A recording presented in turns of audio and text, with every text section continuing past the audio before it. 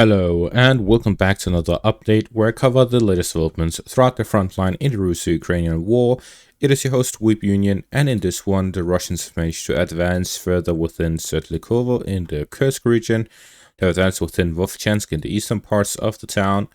The Russians also managed to advance to the east of Pokrovsk as well as to the west of the city in the northern flank of Kurakhove, between Kurakhove and Pokrovsk, and northwest of Velika Novosilka. In turn, the Ukrainians managed to advance within Pishan into the southwest of Pokrovsk. Starting out in the southern section of the front line, the Russians managed to advance northwest of Velika Novosilka and Remivka, where they started an advance following the capture of the town to gain control over the forest lines and fields to the south of the fortified areas northwest of Velika Novosilka and Remivka. The objective of the Russians is to now fight over these fortified positions by attacking from the eastern section and from the southern section of the front line, with potential expansion in the western flank to pincer the Ukrainian forces within these fortified positions. The Russians have now consolidated their gains with the capture of Velika Novosilka to push into these fortified positions and beyond towards the Dnipropetrovsk region and to gain full control over the Donetsk region. The Russians also advanced within Andrivka, gaining control over a significant portion of the town, leaving the Ukrainians only to remain in the western outskirts and the northern fortified positions of the town, leaving the eastern and central parts of the town under full control of the Russian forces. Something to keep in mind is that the Russian positions within Andrivka, where we have seen the most Russian advances along the main highway, is located at the low ground at a 110-meter elevation, while the fortified positions located to the north of it are located at about 170 meters elevation. Konstantinopel to the south is located at about 103 meters. This means that the Russian forces to the south and to the north of the town are located on the high ground, while the Ukrainian forces within Konstantinopel are located at the low ground. While the fortified positions north of Andrivka are all located at the high ground, which is the main target of the Russian forces to gain control over the town. Without control over the fortified areas, they will not control Andrivka despite having full control over the town. And this is why the fighting is now moving on to the northern parts of the town following the Russian capture of the central and eastern parts of it. This will allow the Russians, following the capture of the fortified areas, to attack Konstantinopel from the high ground in the northern section and from the high ground in the southern section, and storm the town from both of these directions in a pincer maneuver, which will completely isolate the Ukrainian forces in Olakli and the fortified positions to the east in the direction of Kurakhove. Therefore, what we'll see now is that the Russians will likely gain control over many parts of the central and western parts of Andrivka from the southern direction, which is all located on the low ground, which is unlikely that the Ukrainians have significant forces in the area. Instead, they would have withdrawn to the high ground along the fortified positions to the north of the town, where fighting is now taking place as the Russians are attacking from the eastern direction alongside the high ground, where they already have control over some parts of the high ground and the fortified positions, to fight at a leveled ground instead of a upwards direction where they'll be fighting from the low ground and have a disadvantage. And therefore we see that the Russians will continue offensive operations from the eastern direction as they push the Ukrainians out through the western direction alongside the first lines and fortified positions to withdraw towards Oleksivka, and striking them during this withdrawal as they imply heavy pressure on the Ukrainian forces in the area.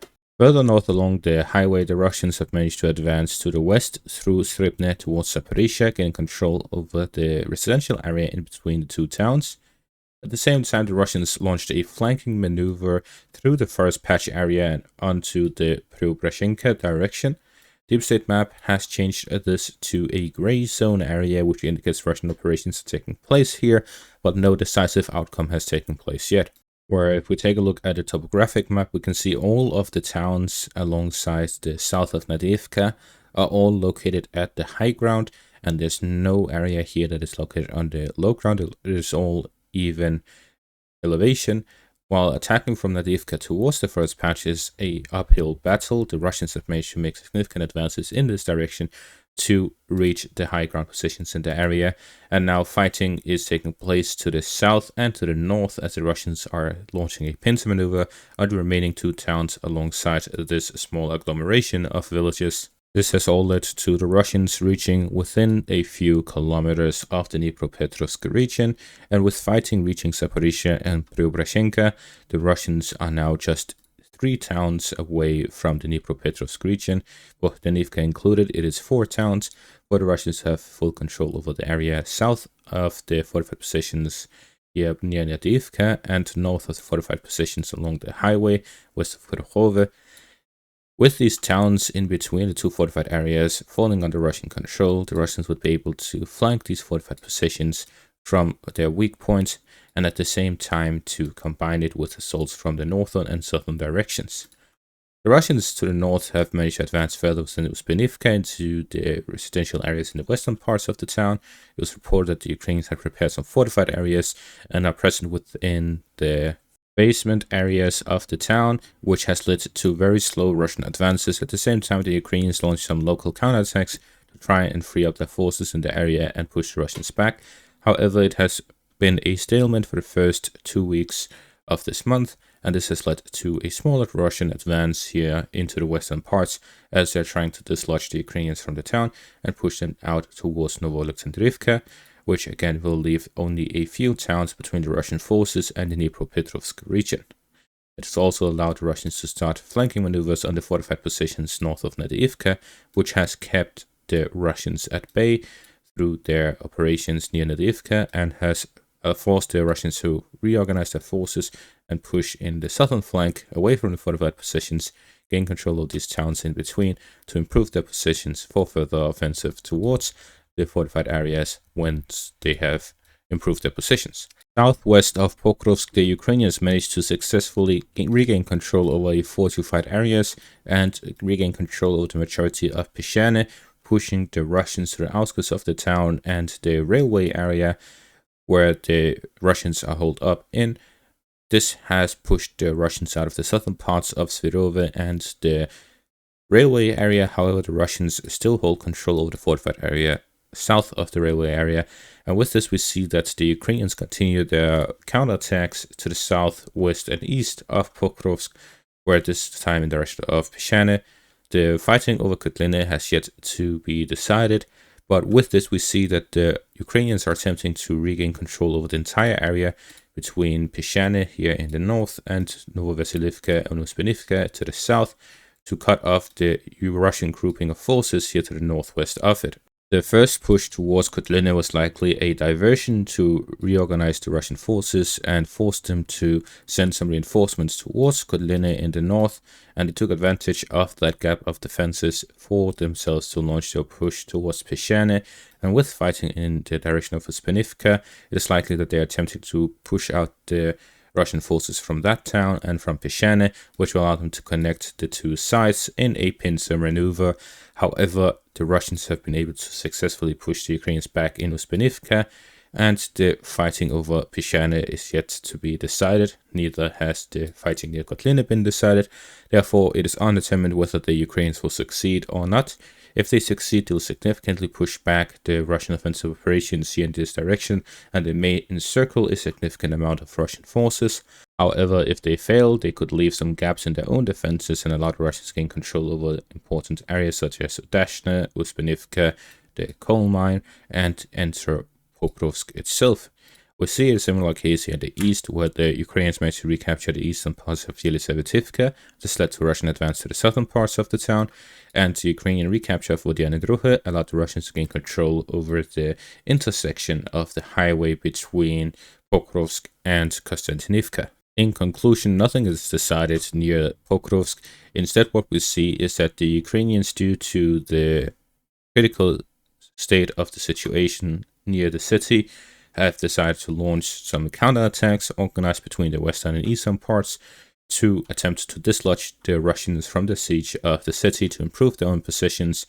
However, this is a risky maneuver because they're expending forces that elsewhere would have been used for defense, and if these operations fail, they could be costly for the Ukrainian defense of the city. However, if they succeed, they would turn the situation around somewhat, and that is a risk that they're willing to take, considering the situation is that it's just a matter of time before the Ukrainians lose the city of Pokrovsk if they just let it be as it was. Moving further north, we see here in the direction of Vovchansk, the Russians made a small advance in the eastern parts of the town. This is the second advance within Vovchansk in the last couple of months, and both have happened within this week.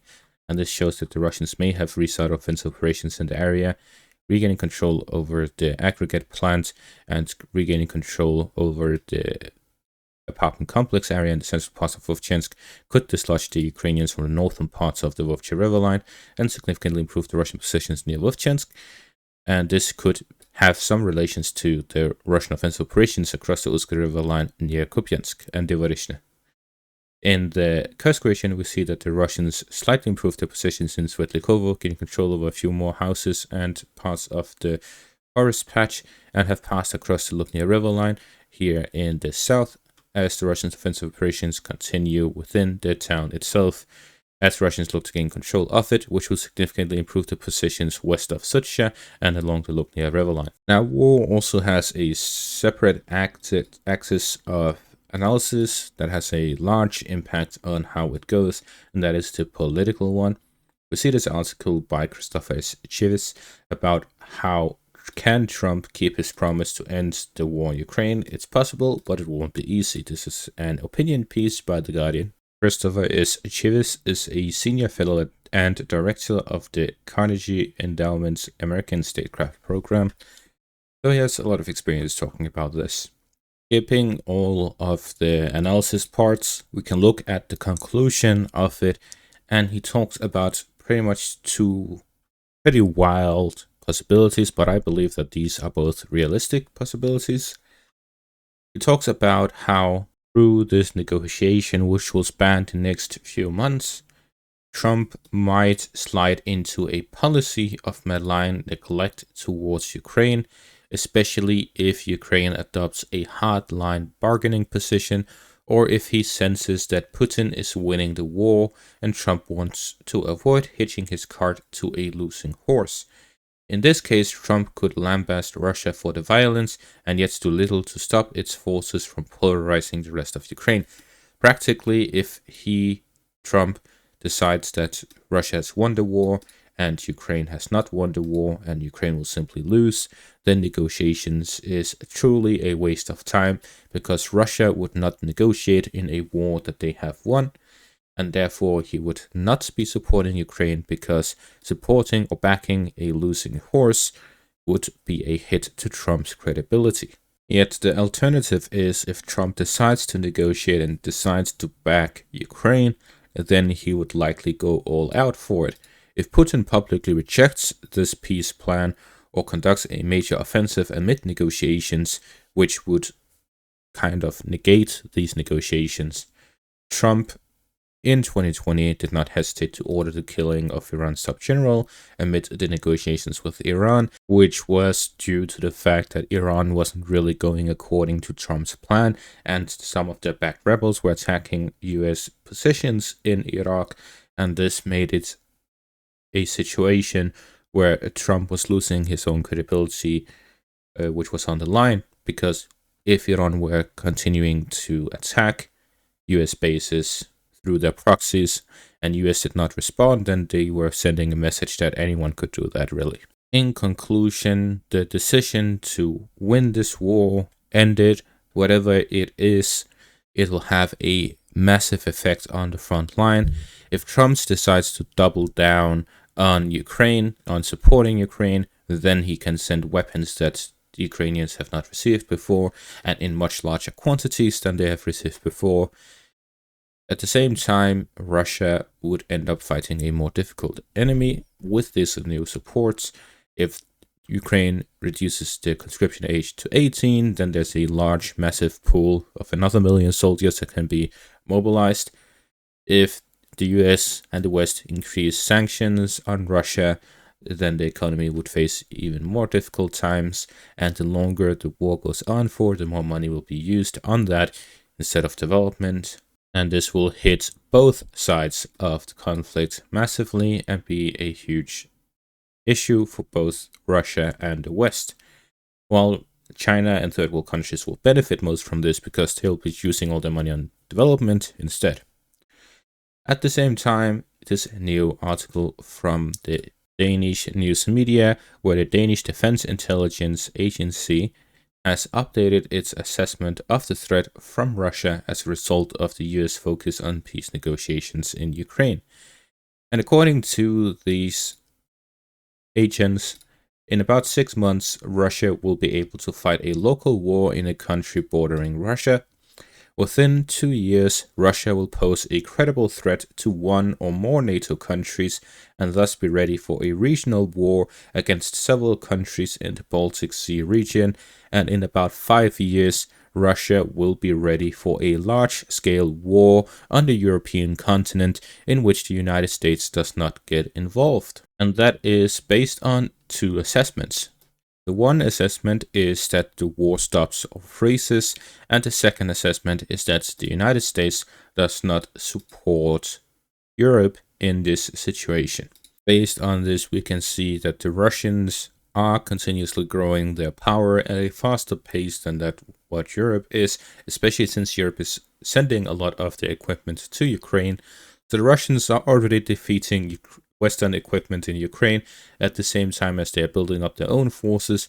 If the war in Ukraine ends this year, then Europe would be in a very difficult position, as the Russians, if they continue at their current growth of their military capabilities, would be able to fight Europe single-handedly within 5 years, according to Danish military defense agents. So I hope this is a reality check to everyone who wants to be enemies with Russia and somehow says that Ukraine will eventually win with Western support, when Western leaders are practically saying, if we don't do something now, then Russia can practically defeat us in 5 years. And that is going to be all for this update. Thank you for watching. Make sure to leave a like, subscribe, check out my Patreon and YouTube membership for additional content.